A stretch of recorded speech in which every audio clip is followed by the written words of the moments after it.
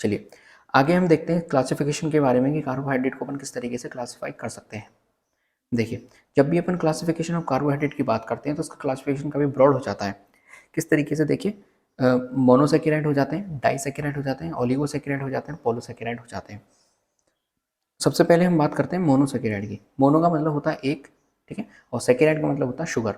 तो जो मोनोसेकेराइड्स होते हैं इनके अंदर एक शुगर यूनिट्स प्रेजेंट होती है, इसलिए इन्हें अपन क्या कहते हैं, सिंपल शुगर कह देते हैं।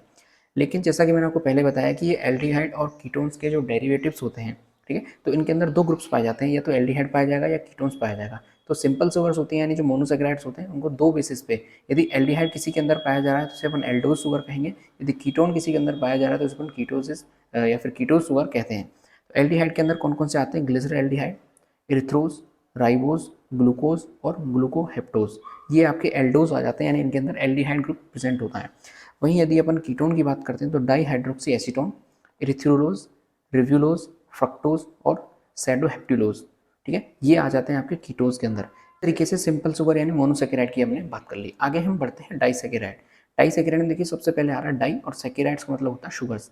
तो डाई का मतलब दो, यानी इनके अंदर दो शुगर्स की यूनिट प्रेजेंट होंगी, या फिर हम कहें दो मोनोसेकेराइड यूनिट इनके अंदर प्रेजेंट हो सकती हैं।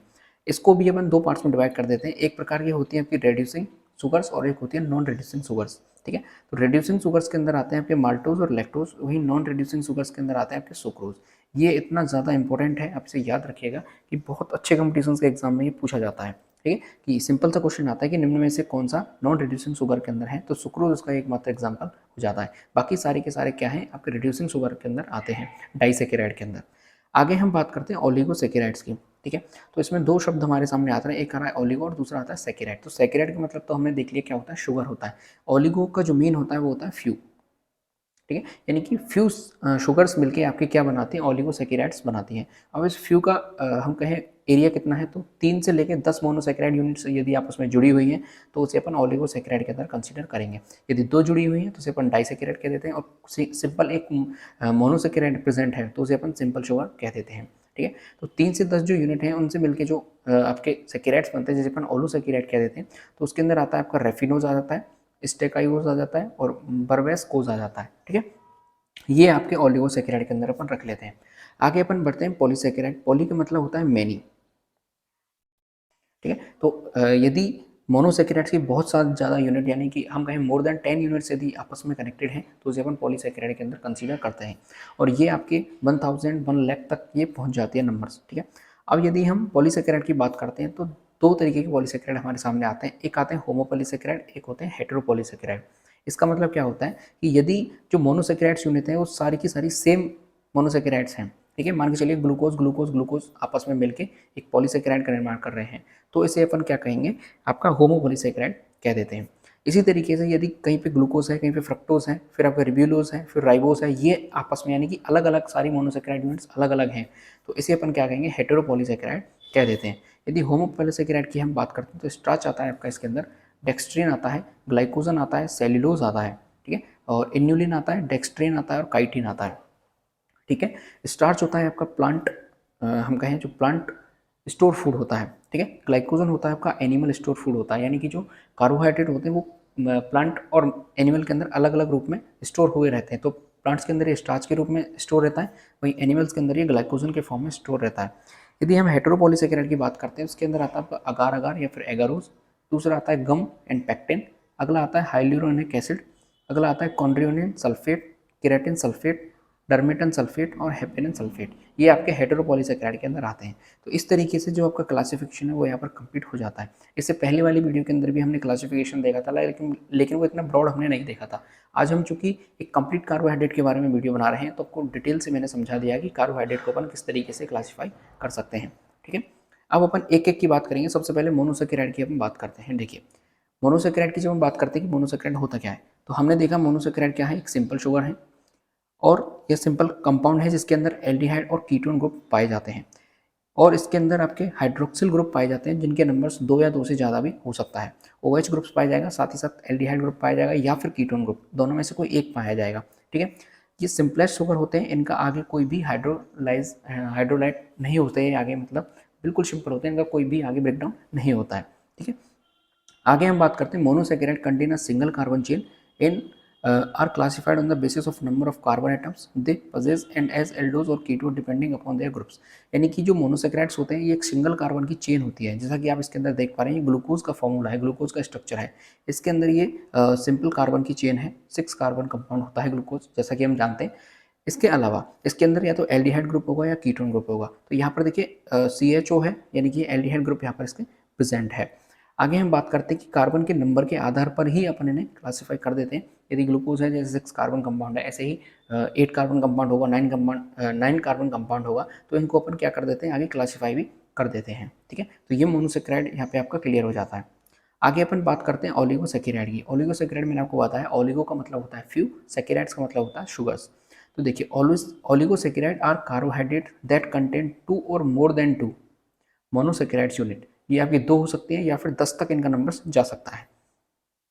ओलिगोसेकेराइड्स में contain any sugar monomer but, जैसा कि हम जानते हैं ओलिगोसेकेराइड के अंदर कई सारे मोनोमर्स शुगर्स के रूप में प्रेजेंट होते हैं। ठीक है, शुगर जो है वो मोनोमर के रूप में प्रेजेंट होते हैं, लेकिन एक इसका एक्सेप्शन है, कौन सा है, फ्रक्टो ओलिगोसेकेराइड, या फिर इसे अपन कहते हैं ओलिगो फ्रक्टोज, या फिर दूसरा होता है गैलेक्टो ओलिगोसेकेराइड, जो कि अभी क्या चल रहे हैं, मोल्सरी रिसर्च इनके ऊपर चल रही है अभी। ठीक है, some oligosaccharide get absorbed in the small intestine after getting hydrolysed, for example maltotriose. कुछ एलिगोसेकेराइड्स ऐसे हैं जो कि हमारे स्मॉल इंटेस्टाइन के अंदर एब्जॉर्ब हो जाते हैं जब उनका हाइड्रोलाइजेशन कंप्लीट हो जाता है, जैसे कि आपका माल्टोट्राइयोज हो गया। ऐसे ही हम बात करते हैं ट्राइसेकेराइड की, डाइसेकेराइड हो गया आपका ओलिगोसेकेराइड के अंदर ही। अब ट्राइसेकेराइड की बात करते हैं, यदि 3 आपकी मोनोमर यूनिट या फिर मोनोसेकेराइड आपस में जुड़ी हुई हैं, जैसा कि यहाँ पर लिखा हुआ है 3 मोनोसेकेराइड लिंक्स आपस में। ठीक है, तो इसको अपन क्या कहेंगे, ट्राइसेकेराइड कहेंगे, जैसे कि रेफिनोज आपका एग्जाम्पल हो जाता है इसका। ठीक है, और रेफिनोज के अंदर कौन कौन सी मोनोसेकेराइड्स यूनिट जुड़ी हुई हैं, जैसे कि आपका ग्लूकोज हो गया, गैलेक्टोज हो गया और फ्रक्टोज हो गया। ये तीनों यूनिट बनके आपकी क्या बनाती हैं, रेफिनोज बनाती हैं। ऐसे ही अपन बात करते हैं टेट्रासेकेराइड, तो टेट्रा का मतलब होता है 4, और 4 का यदि हम इसके एग्जाम्पल की बात करें तो सीसामोज इसका एग्जाम्पल है, जिसके अंदर कौन कौन सी मोनोसेकेराइड्स यूनिट प्रेजेंट होती हैं, 2 गैलेक्टोज यूनिट्स आपस में जुड़ी हुई होती हैं, एक आपकी फ्रक्टोज यूनिट होती है और एक आपकी ग्लूकोज यूनिट जुड़ी हुई होती है। इस तरीके से 4 आपकी मोनोसेकेराइड यूनिट आपस में कनेक्ट होकर क्या बनाती हैं, सीसामोज बनाती हैं। ऐसे ही अपन पेंटासेकेराइड की बात करते हैं, इसमें 5 आपकी मोनोसेकेराइड यूनिट्स जुड़ी हुई, जैसे आपके बरबस कोज हमने पिछले एग्जाम्पल में देखा था, जैसे कि 3 यूनिट आपकी इसके अंदर गैलेक्टोज की बनी होंगी, 1 यूनिट आपकी फ्रक्टोज होगी और 1 यूनिट आपकी क्या होगी, ग्लूकोज होगी। इस तरीके से हेक्सासेकेराइड हो जाता है, जिसके अंदर आपकी 6 शुगर यूनिट आपस में कनेक्टेड होंगे। तो ओलिगोसेकेराइड के अंदर आपकी मेन चीज़ आपको क्या याद रखनी है, 2 से 10 मोनोसेकेराइड यूनिट आपस में कनेक्टेड होती हैं। कुछ आपको एग्जांपल्स भी याद रख लेने हैं, जैसे ट्राइसेकेराइड का आ जाएगा आपका रेफिनोज हो जाएगा, टेट्रासेकेराइड का आपका सीसामोज हो जाएगा, पेंटासेकेराइड का आपका बरबस कोस हो जाएगा। ठीक है, ऐसे हेक्सा, हेप्टा, ऑक्टा ये आगे चलती रहती हैं, 10 तक ये आपकी चलेंगी। ठीक है, आगे अपन देखते हैं पॉलीसेकेराइड। पॉली का मतलब मैंने आपको बताया था मैनी होता है, सेकेराइड मतलब शुगर्स, यानी कि 10 से ज़्यादा नंबर से यदि बढ़ जाता है तो फिर उसे अपन पॉलीसेकेराइड कह देते हैं। तो देखिए क्या होगा कि a polysaccharide is a large molecule made up of many smaller monosaccharides. Monosaccharide are simple sugars like glucose. Special enzyme bind these small monomers together creating large sugar polymers और पॉलीसेकेराइड। कुछ एंजाइम्स ऐसे होते हैं जो इनको आपस में bind कराते हैं, जो मोनोसेकेराइड यूनिट्स होती हैं उनको आपस में बाइंड कराते हैं, देन आपका फर्दर आगे चल के क्या बनता है, पॉलीसेकेराइड बनता है या फिर पॉलीमर बनता है। Polysaccharide is also called a glycan. तो पॉलीसेकेराइड को अपन ग्लाइकेन भी कह सकते हैं।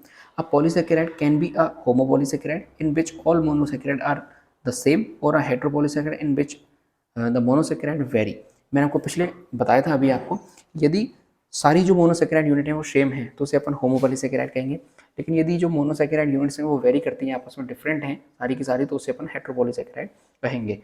Depending on which monosaccharide are connected and which carbon in the monosaccharide connected, polysaccharide takes on a variety of forms. यानी कि इस चीज़ पर भी इनकी जो वैरायटी है वो डिपेंड करेगी कौन सा कार्बन कंपाउंड किस मोनोसेकेराइड यूनिट से आपस में अटैच है। ठीक है, देखिए a molecule with a straight chain of monosaccharide is called linear polysaccharide. आगे यदि हम पॉलीसेकेराइड का क्लासिफिकेशन करें तो एक इनके अरेंजमेंट ऑफ चेन पर भी डिपेंड करता है। यदि चेन इनकी स्ट्रेट है तो उसे अपन लीनियर पॉलीसेकेराइड कहेंगे, लेकिन यदि उसके अंदर ब्रांचेस बनी हुई हैं, कुछ इस तरीके से पॉलीसेकेराइड बना हुआ है, तो फिर उसे अपन क्या कहेंगे, ब्रांच्ड पॉलीसेकेराइड भी कह देते हैं। तो यहाँ तक आपके जो हम कहें कार्बोहाइड्रेट के टाइप थे वो क्लियर हो गए होंगे। आपके मोनोसेकेराइड हमने पढ़ लिया, ओलिगोसेकेराइड पढ़ लिया, पॉलीसेकेराइड पढ़ लिया, सारे मैंने आपको क्लियर